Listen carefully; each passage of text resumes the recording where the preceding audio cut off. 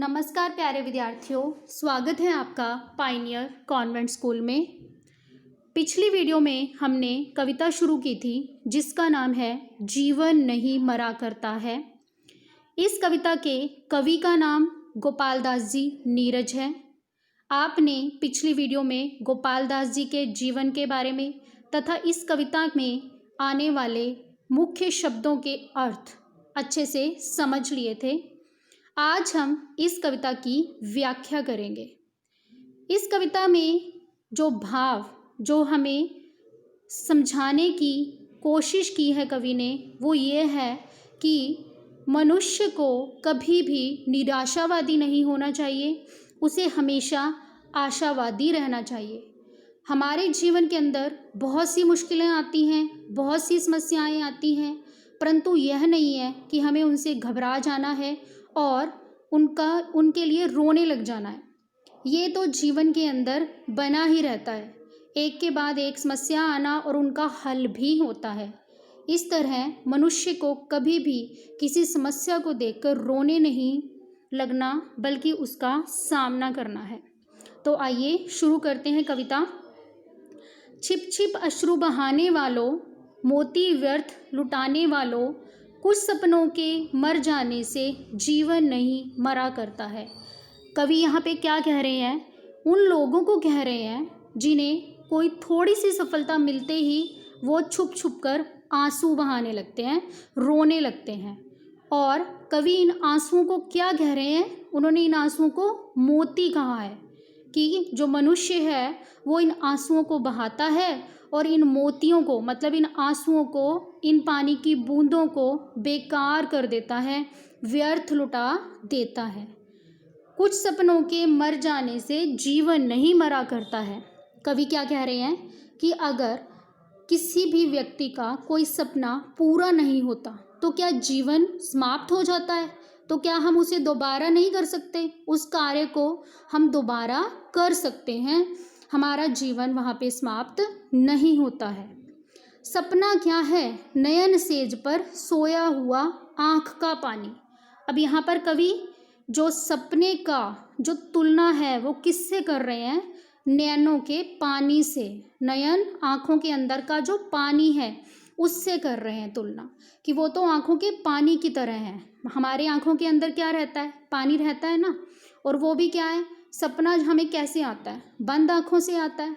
और उसी तरह से वो पानी भी हमारी आँख के अंदर, आँख का पानी है जो वो आँख के अंदर सेज लगाकर, बेड लगाकर यानी कि सोया होता है, हमेशा आँखों में पानी रहता है। और जैसे ही आँख खुलती है हमारी आँखों की जो बूंद है, पानी की बूंद है जो वो बाहर आ जाती है। तो क्या उस पानी की बूंद के बाहर आने से आँख का पानी समाप्त हो जाता है? नहीं।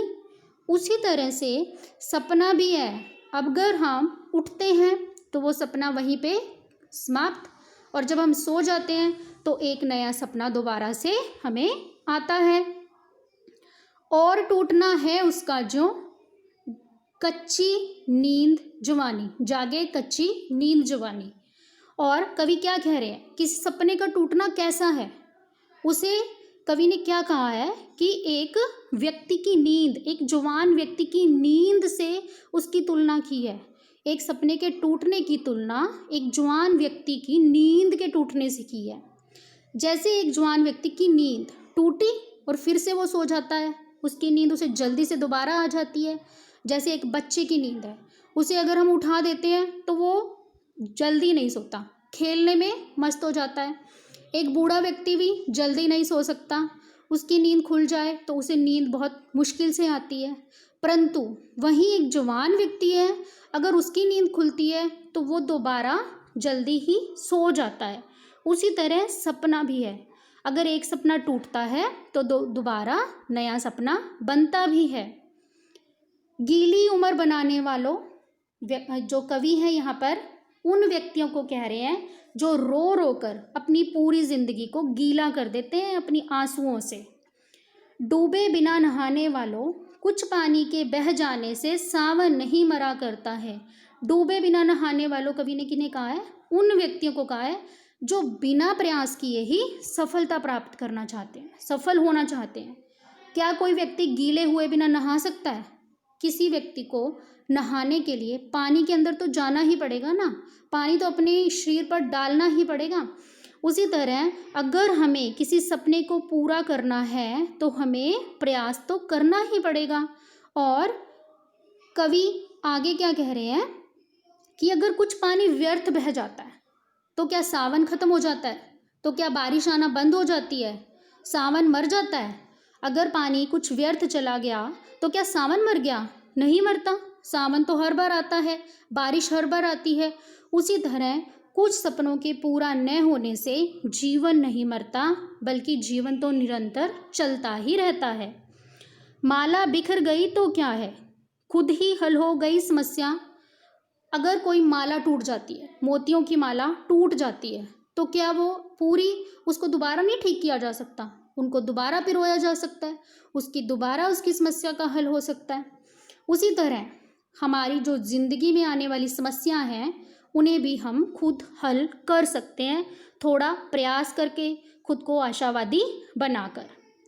आंसू गर नीलाम हुए तो समझो पूरी हुई तपस्या। नीलाम होने का मतलब यहाँ पर ये है कि अगर समाज के लोगों ने उनको नोट कर लिया, आपके आंसुओं को देख लिया, उनके लिए अगर आपके आसपास जो रहने वाले लोग हैं उनको आपके आंसुओं की कीमत है, जो वो पता है, समझ आती है, उन्हें उनकी कीमत है, तो आपकी जो काम करने की तपस्या है वो पूर्ण हो गई। आपको उसकी कोई भी आपको सफलता जरूर मिलेगी, अवश्य मिलेगी। रूठे दिवस मनाने वालों, फटी कमीज सिलाने वालों, मतलब जो व्यक्ति पूरे दिन को रूठा हुआ समझते हैं, जो समझते हैं कि ये दिन मेरे लिए अच्छा नहीं है, उनको कवि कह रहे हैं कि ऐसा नहीं होना चाहिए। हर दिन शुभ होता है, हर समय शुभ होता है, और हम किसी भी समय जो कार्य कर सकते हैं। हमें जीवन को मरा हुआ नहीं समझना है। फटी कमीज सिलाने वालों, क्या अगर कोई कमीज़ फट जाती है तो हम उसे फेंक देते हैं?